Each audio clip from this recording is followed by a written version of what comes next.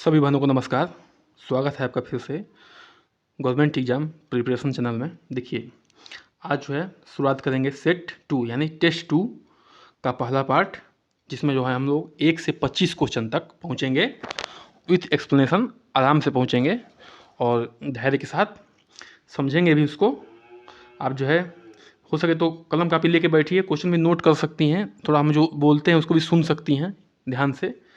और पिछला वीडियो भी जाके देखिए, एंजॉय करिए, एकदम अच्छे क्वेश्चन आएंगे। देखिए, पहले में सैद्धांतिक क्वेश्चन थे, अब जो है प्रैक्टिकल क्वेश्चन आएंगे। पिछले विषय से जुड़ा वाले क्वेश्चन आएंगे जो हम लोग बचपन में पढ़ चुके हैं, 6, 7, 8, 9, 10 वाले में। इससे जुड़े हुए क्वेश्चन आएंगे तो हम लोग को मज़ा भी आने वाला है। ठीक है, चलिए तो शुरू करते हैं। पहला क्वेश्चन, औपचारिक सामाजिक नियंत्रण के साधन। ठीक है, देखिए औपचारिक अनौपचारिक क्या होता है। जैसे मान लीजिए कोई बच्चा है, उसको नियंत्रण करना है, ठीक है, बहुत उत्पात मचाता है, तो घर में पापा कहेंगे, मार भी देंगे, पीट भी देंगे, या कभी चॉकलेट भी देंगे, फ़ोन भी देंगे, कहेंगे बेटा अगर अच्छा काम करोगे 10 में इतना % लाओगे तो तुम्हें फ़ोन देंगे। लेकिन अगर वही जाएगा विद्यालय में और वहाँ उत्पात मचाएगा तो प्रिंसिपल साहब क्या करेंगे, सस्पेंड करेंगे, एक लेटर जारी करेंगे कि इस बच्चे को सस्पेंड किया जाए, ठीक है, 10 दिनों के लिए, 15 के दिनों के लिए, या इसको जो है इस पर जो है जुर्माना लगाया जाए, जो भी है, 100 रुपये का, 200 रुपये का। तो कहने का मतलब ये है कि जो पिताजी कर रहे हैं क्या है, वो अनौपचारिक है, अनौपचारिक तरीके से है, और जो स्कूल में जो प्रिंसिपल साहब कर रहे हैं क्या कर रहे हैं, औपचारिक तरीके से कर रहे हैं। तो यही अंतर होता है औपचारिक में अनौपचारिक में। देखिए, तो जो सामाजिक नियंत्रण होता है औपचारिक तरीके से, उसमें क्या क्या शामिल, तो इसमें डी है। देखिए, उसमें कानून तरीके से भी समाज को नियंत्रण किया जाता है, राज्य के और कारावास से भी किया जाता है। ठीक है, देखिए औपचारिक सामाजिक नियंत्रण संस्थागत संगठनों या औपचारिक प्राधिकरणों द्वारा किया जाता है। इनमें राज्य कानून, कारावास, अदालत इत्यादि द्वारा सामाजिक नियंत्रण किया जाता है। देखिए, राज्य क्या करती है, प्रलोभन भी देती है जनता को, और सजा के भी या कानून भी बनाती है कि इस तरह से इस जो भी कानून बनाती है उससे भी जो है समाज को नियंत्रण करती है राज्य। ठीक है, चलिए आगे बढ़ते हैं दूसरे क्वेश्चन पे। निम्नलिखित में से कौन सा समाज में परिवर्तन लाने वाले घटकों में शामिल नहीं है। कौन सा इसमें से घटक है जो समाज में परिवर्तन नहीं लाएगा। देखिए, नहीं है। ठीक है, तो इसमें दूसरे का होगा ऑप्शन बी, ऐतिहासिक घटक जो है सामाजिक परिवर्तन में वो जो है नहीं कोई परिवर्तन लाता है। ठीक है, लेकिन मुख्य रूप से जो देखिए सामाजिक परिवर्तन लाने वाले घटकों के 4 भागों में बांटा गया है। ठीक है ना, 4 भागों में सामाजिक जो परिवर्तन लाते हैं उन घटकों को बांटा गया है। पहला है जैविक घटक, दूसरा है भौगोलिक घटक, तीसरा है सामाजिक व सांस्कृतिक घटक, और चौथा है तकनीकी घटक। ठीक है, तो इन 4 घटकों से जो है हम लोग समाज में परिवर्तन ला सकते हैं, लेकिन ऐतिहासिक घटक से जो है समाज में परिवर्तन नहीं लाया जा सकता है, इसलिए वो नहीं होगा। आगे बढ़ते हैं, तीसरे प्रश्न पे आते हैं। 1 मिनट।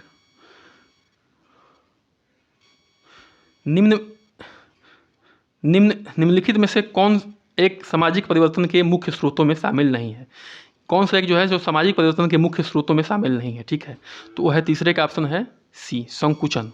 देखिए, सामाजिक परिवर्तन हम जो खोज होता है उससे भी होता है। जितनी भी सारे आप देख रहे हैं भौतिक चीज़ें, मोबाइल हो गया या सैटेलाइट हो गया, जो भी सारी चीज़ें दिख रहे हैं सब खोज की देन है, आविष्कार की देन है, अंतरिक्ष विभेदन की देन है। लेकिन जो शामिल नहीं है वो कौन सा है, संकुचन। संकुचन से जो है आप सामाजिक परिवर्तन नहीं कर सकते हैं। ठीक है, चलिए आगे बढ़ते हैं। घरेलू हिंसा के संदर्भ में क्या सही है, सही की बात कर रहा है, क्या सही है, तो चौथे का ऑप्शन होगा वो होगा डी। क्या होगा, डी। देखिए, घरेलू हिंसा अधिनियम 2005 के संदर्भ में सर्वोच्च न्यायालय ने अपने निर्णय में विस्तार किया है कि सर्वोच्च न्यायालय ने कहा है कि घरेलू हिंसा तलाक के बाद भी जारी रह सकती है। ठीक है ना, घरेलू हिंसा केवल पति पत्नी तक ही सीमित नहीं है, इसके अंतर्गत बहन और माँ उस जैसे रिश्ते भी शामिल है। ठीक है, तलाक के बाद भी घरेलू हिंसा जारी रह सकता है। ठीक है ना, तो जो इसमें आगे पढ़ सकती है इस ऑप्शन को, तलाकशुदा महिला का पूर्व पति से उसके संयुक्त स्वामित्व वाली संपत्ति से बेदखल करने की कोशिश करता है, तो यह भी घरेलू हिंसा है। ठीक है ना, तो तलाक के बाद भी जो है, ये कहने का मतलब कि है कि हिंसा, घरेलू हिंसा हो सकती है। देखो, घरेलू हिंसा क्या है, 18 वर्ष से नीचे बच्चों को मारपीट करना, उनसे जो है उनकी सुरक्षा पे, उनकी जो है उचित विकास पे, स्वास्थ्य पे उनकी जो है क्या करना, रोक लगाना या प्रतिबंध लगाना, जो है ये क्या है, घरेलू हिंसा के पार्ट में आते हैं। इसका अच्छे से डिस्कशन कर चुके हैं पिछले वीडियो में, उसको देख सकते हैं आप। चलिए 5वें प्रश्न पे आते हैं। अंतरपीढ़ीय संघर्ष को निम्न परिभाषा किसने के द्वारा की गई है, दी गई है। अंतर पीढ़ी संघर्ष पूर्णतः संघर्ष न होकर तनाव की दशा से संबंधित होता है। ठीक है, तो ये कौन सा प्रश्न है? पांचवा का इसका ऑप्शन होगा ए, जीएस धुर्रे। जीएस धुर्रे के अनुसार क्या है कि ये इन्होंने स्टेटमेंट दिया है कि अंतर पीढ़ी संघर्ष जो है पूर्णतः संघर्ष ना होकर तनाव की दशा से संबंधित होता है। जो दो पीढ़ियों के बीच का संघर्ष है उसकी बात कर रहे हैं, तो एक तनाव की दशा होती है। देखिए जैसे जैसे पीढ़ी हमारी चेंज होती है उसमें क्या होता है, सोच में बदलाव होता है। ठीक है ना, सोच में क्या होता है, बदलाव आता है। इसी बात को कह रहे हैं। तो इस प्रश्न को जो है, इस स्टेटमेंट को याद रखिए और साथ में ये भी याद रखिए कि जीएस धुर्रे साहब ने इस चीज़ को कहा है। कंसेप्ट नहीं याद रख सकते क्योंकि हमें टिक लगाना है वहाँ पे, तो आप जो है उस कम से कम जो है उस स्टेटमेंट का अर्थ याद रखिए कि हाँ धुर्वे साहब ने ऐसा चीज़ कहा है, तो आप जो है आसानी से कर ले जाएंगे। ठीक है, सापेक्ष गरीबी का मापन किस विधि द्वारा किया जाता है? देखिए सापेक्ष गरीबी कहाँ पे होता है? विकसित देशों में होता है। होता कि नहीं होता, बताइए। तो सापेक्ष गरीब, इस क्वेश्चन को हम बता चुके हैं वीडियो में भी। तो 6वें क्वेश्चन का आंसर होगा, वो होगा सी, लारेंज कर्व द्वारा और गिनी कर्व द्वारा। ठीक है ना, तो लारेंज कर्व और गिनी कर्व द्वारा जो है सापेक्ष कर्व को जो है मापा जा सकता है। बहुत ही इंपॉर्टेंट क्वेश्चन है, डायरेक्ट क्वेश्चन आ सकता है। ठीक है, कि जो है सापेक्ष गरीबी को किस तरह से नापा जा सकता है? तो लारेंज कर्व, गिनी कर्व, एक भी कर्व आ सकता है, दोनों कर्व भी आ सकते हैं, इसको ध्यान रखिएगा। 7वें प्रश्न पे आते हैं। भारत में अपनी जनसंख्या स्थिरीकरण का लक्ष्य कब तक घोषित किया है? भारत ने अपनी जनसंख्या स्थिरीकरण, जनसंख्या पे रोक लगाने के जो है लक्ष्य कब तक घोषित किया है? तो 7वें का होगा वो ऑप्शन जो होगा वो बी होगा। ठीक है, वर्तमान में भारत ने अपनी जनसंख्या स्थिरीकरण का लक्ष्य वर्ष 2070 तक निर्धारित किया है। इससे पहले भारत का लक्ष्य 2045 था, किंतु अब इसे बढ़ाकर 2070 तक कर दिया गया है। ठीक है, पहले कितना था? 2045 तक था, अब इसे बढ़ाकर कब तक कर दिया गया है? 2070 तक कर दिया गया है। ठीक है, 8वें प्रश्न पर आते हैं। किस दशक में भारत की जनसंख्या में ऋणात्मक वृद्धि दर देखने को मिला है? ऋणात्मक वृद्धि ऋणात्मक में हुई है, तो यह जो है 8वें की आंसर होगा, वो होगा बी, 1911 से 1921 के बीच में जो है ऋणात्मक वृद्धि हुई है। देखिए 1911 के दशक में जनसंख्या में ऋणात्मक वृद्धि दर -0.31% देखने को मिली। इस दशक में अकाल एवं महामारियों का प्रभाव अधिक था। ठीक है, जिसमें अधिक मृत्यु दर हुई थी। ठीक है, मृत्यु दर अधिक हो गई, इसलिए जो है निगेटिव में चला गया, -0.31% हो गया। ठीक है, 1911 के से 21 के बीच में। ठीक है, ऐसे प्रश्न जो है ऐतिहासिक प्रश्न होते हैं, आते ही हैं। लिंगानुपात, 9वां प्रश्न है, लिंगानुपात विषमता से निर्धारित महिला भूमिका से किसका संबंध नहीं है? ठीक है, देखिए नहीं की बात का ध्यान रखिए। तो लिंगानुपात विषमता से निर्धारित महिला भूमिका से किसका संबंध नहीं है? तो देखिए 9वां का कौन सा ऑप्शन होगा? 9 का ऑप्शन होगा डी। देखिए अध्ययन अध्यापन जो है सभी करते हैं, लेकिन सिलाई बुनाई मैक्सिमम महिलाएं करती हैं, खाना पीना परोसना भी मैक्सिमम महिलाएं करती हैं, घर की साफ सफाई भी मैक्सिमम महिलाएं करती हैं। तो इसलिए जो है ये किस पे आधारित नहीं है? जो है लिंगानुपात विषमता से निर्धारित महिला भूमिका से इसका संबंध नहीं है। ठीक है, चलिए, तो लिंगानुपात विषमता से निर्धारित महिला की भूमिका में सिलाई बुनाई करना, खाना पकाना एवं परोसना तथा घर की साफ सफाई शामिल है। ठीक है, अध्ययन अध्यापन में लिंग समानता होती है, दोनों लोग अध्ययन अध्यापन करते हैं। ठीक है, 10वें प्रश्न पे आते हैं। षोडश संस्कार में विवाह किस स्थान पर आता है? ठीक है, दूसरे प्रश्न का आंसर है डी। 1 मिनट, दूसरे प्रश्न का आंसर है डी। हिंदू धर्म में पवित्र 16 या षोडश संस्कारों का वर्णन जो निम्नलिखित है: गर्भाधान, पुंसवन, सीमंतोत्तयन, जातकर्म, नामकरण आदि। विवाह 15वें स्थान पर आता है। ठीक है ना, विवाह किस स्थान पर आता है? 15वें स्थान पर आता है। अंत्येष्टि अंतिम संस्कार है। ठीक ना, अंत्येष्टि कौन सा संस्कार है? अंतिम संस्कार है। ठीक है, चलिए 11वें प्रश्न पे आते हैं। हिंदू विवाह की प्रकृति है, हिंदू विवाह की प्रकृति कैसी है? तो 11 का होगा बी। देखिए धर्म के आधार पर हम लोग विवाह करते हैं। ठीक ना, इसमें देखते हैं वो पूजा वूजा होता है, गणेश जी का पूजा होता है, तो इस तरह से जो है इसको याद रख सकते हैं कि हिंदू धर्म की प्रकृति कैसी है? धार्मिक प्रकृति की है। तो हिंदू विवाह एक पवित्र संस्कार माना गया है। हिंदू विवाह अधिनियम 1955 द्वारा विशेष उपबंध किए गए हैं। स्त्रियों को विवाह विच्छेद का अधिकार प्रदान किया गया है। अब स्त्रियों पुरुषों को की दास नहीं रही, विवाह जन्मजात का बंधन नहीं रहा। अब हिंदू विवाह की प्रकृति सामाजिक हो गई है। अब देखो पहले तो क्या था? धार्मिक था, अब है सामाजिक धीरे धीरे हो गई है। लेकिन इस क्वेश्चन के हिसाब से क्या है, बी ऑप्शन सही है। ठीक है, 11 का बी। चलिए 12वें प्रश्न पे आते हैं। किसने कहा कि विवाह का बुनियाद आधार परिवार न है, न कि परिवार का आधार विवाह है। देखिए ध्यान सुनिए, विवाह का बुनियाद आधार कौन सा है, परिवार है, न कि परिवार का आधार विवाह। तो इसको जो है कहे हैं 12वें को सी। ठीक है ना। ई वेस्टरमार्क साहब, देखिए एडवर्ड एलेक्जेंडर वेस्टरमार्क एक फिनिश समाजशास्त्री, मानवशास्त्री और दार्शनिक थे। वेस्टरमार्क अपनी सुप्रसिद्ध पुस्तक मानवीय विवाह का इतिहास 1891 के लिए विशेष रूप में जाने जाते हैं। इस पुस्तक में उन्होंने इस विचार का खंडन किया है कि हमारे अर्ध पूर्वज पूर्णतः लैंगिक रूप में कामचारी थे। इस संबंध में उनका यह उक्ति उल्लेखनीय है कि यह विवाह ही विवाह का एकमात्र सच्चा रूप है, रहा है और रहेगा। उनके अनुसार विवाह के बुनियाद आधार परिवार है, न कि परिवार का आधार विवाह। ठीक है,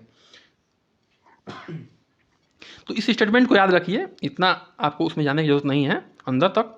बुनियाद का आधार परिवार है, न कि परिवार का आधार बुनियाद आधार विवाह है। ई वेस्टरमार्क साहब ने कहे हैं इसको। ठीक है, अब 13वें पे आते हैं।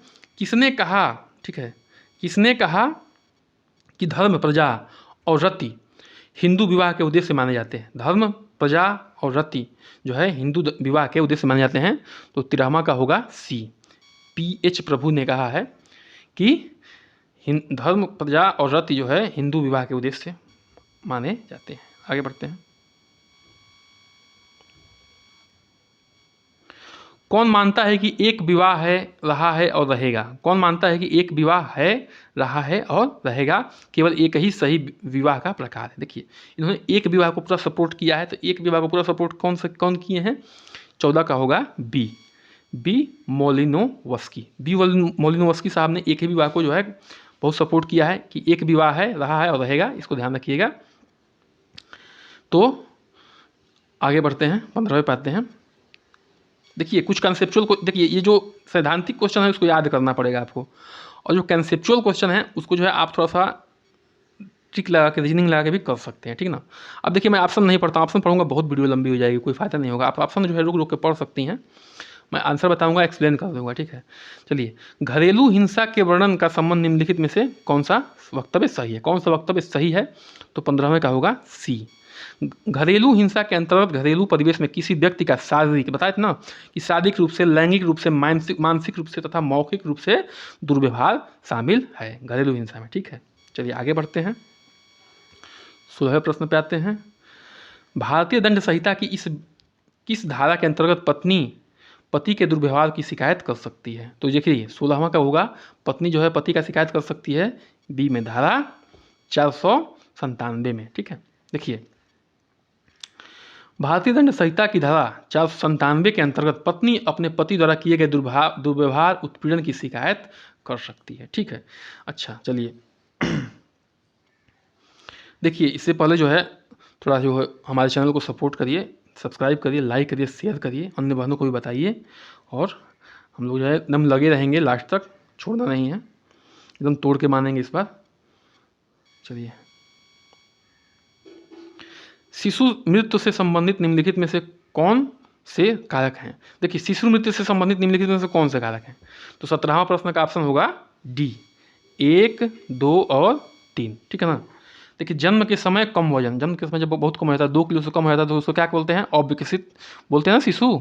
अस्पताल में जब प्रसवों की सुविधा का अभाव होता है तो जो है जान चली जाती है शिशु मृत्यु की। गर्भवती माता के पोषणापरक की स्थिति जो है, गर्भवती माता को पोषक सही नहीं मिलता है, पोषण सही नहीं मिलता है। देखिए उस समय आयरन और कैल्शियम की बहुत ज़रूरत होती है, इसलिए जो हमारे डॉक्टर जो है आयरन और कैल्शियम की गोली देते हैं। क्यों?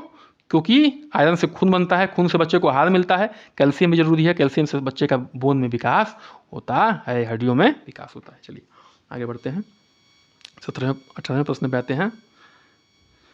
जनसंख्या विस्फोट से क्या तात्पर्य है? देखिए ये सब टॉपिक दिए हुए हैं हमारे, और इतना अच्छा कलेक्शन है क्वेश्चन का कि अगर आप टॉपिक ना पढ़ के खाली क्वेश्चन भी पढ़ लें अच्छे से, बस प्रैक्टिस करें 2-3 बार, तो आपकी जो है कंसेप्ट भी समझ में जाएगा। कंसेप्ट मैं एक्सप्लेन कर ही रहा हूँ, वो भी समझ में जाएगा, और क्वेश्चन से जुड़े रहेंगे, क्वेश्चन देखते देखते धड़ाधड़ चलता जाएगा। लेकिन ध्यान रखिएगा, चाहे क्वेश्चन जितना भी आसान हो, चारों ऑप्शन आपको बिल्कुल पढ़ने हैं, बिल्कुल बिना चारों ऑप्शन पढ़े आपको आंसर नहीं देना है, ठीक है। 18वां का जो होगा ऑप्शन होगा सी। जन्म तथा मृत्यु दर में अभूतपूर्व परिवर्तन। जनसंख्या विस्फोट क्या है? जन्म तथा मृत्यु दर में अभूतपूर्व परिवर्तन को क्या कहते हैं? जनसंख्या विस्फोट कहते हैं। आगे बढ़ते हैं, 1900 प्रश्न पे आते हैं। महिला स्वयं सिद्धि योजना संबंधित है। महिला स्वयं सिद्धि योजना संबंधित किससे है? 19वें का होगा जो है सी ऑप्शन, ठीक है। तो एक मिनट, ठीक है। महिला स्वयं सिद्धि योजना संबंधित है 19वें का सी, महिलाओं का सामाजिक आर्थिक सशक्तिकरण करना, ठीक है। देखिए महिलाओं का सामाजिक आर्थिक सशक्तिकरण मजबूत करना, सामाजिक रूप से आर्थिक रूप से, इसको क्या कहते हैं? इसको ये किस योजना के अंतर्गत है? महिला स्वयं सिद्धि योजना के अंतर्गत है।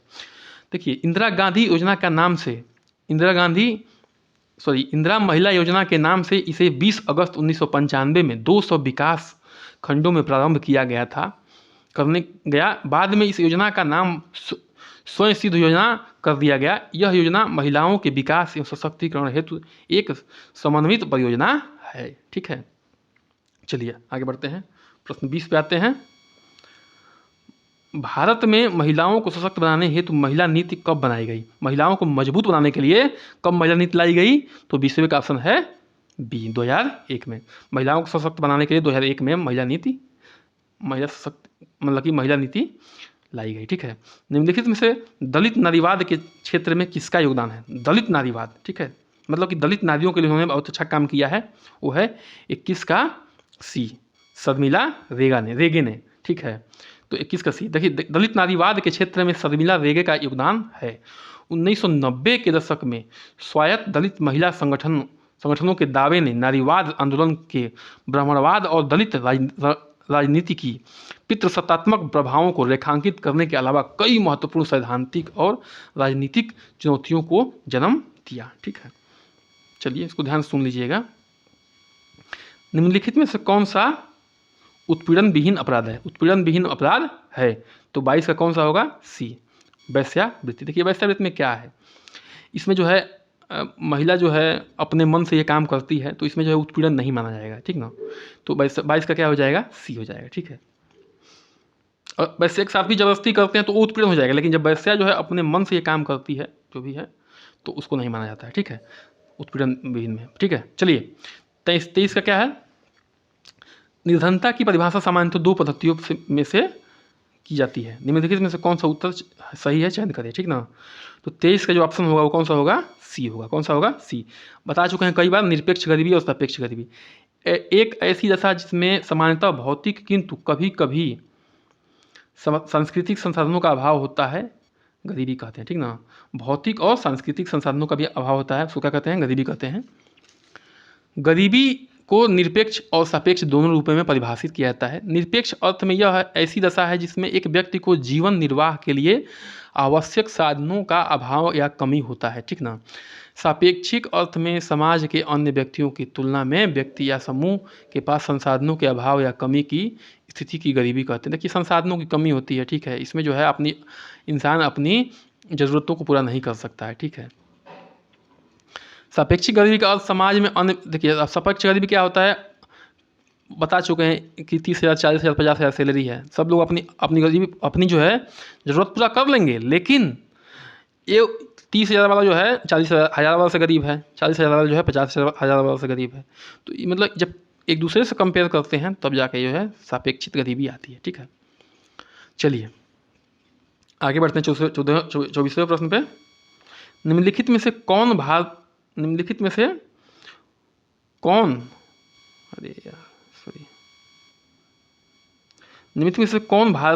में निर्धनता का कारण है?